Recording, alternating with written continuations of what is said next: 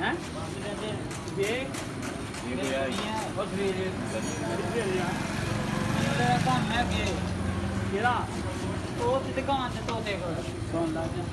ਯਾਰ ਇਹ ਉਹਨੂੰ ਪਿਆਰੇ ਯਾਰ ਮੇਰੇ ਲੱਲੀ ਹੈ ਸਾਡੀ ਕੋਈ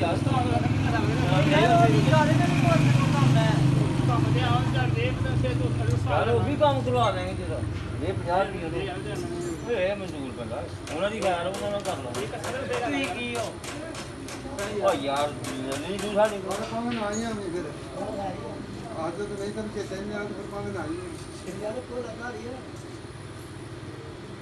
ਕੋਲ ਕੋਟਾਰੀ ਕੋਲ ਨੰਬਰ ਹੈ ਆਪਣੀ ਉਹਦੇ ਮੁੰਡਿਆਂ ਦਾ ਕੀ ਕਰਨਾ ਲੋਕਾਂ ਨੂੰ ਹੁੰਦਾ ਰਹੀ ਯਾਰ ਕਦੇ ਮੱਜਾ ਤੋਂ ਜਿਹੜੀ ਇੱਕ ਦੀ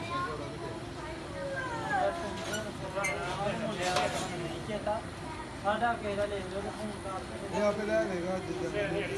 ਉਹ ਲੈ ਗਿਆ ਨਾ ਨੰਬਰ ਨੰਬਰ ਹੀ ਨਹੀਂ ਉਹ ਮੈਂ ਫਿਰ ਕਰਦਾ ਉਹਦੇ ਨਾਲ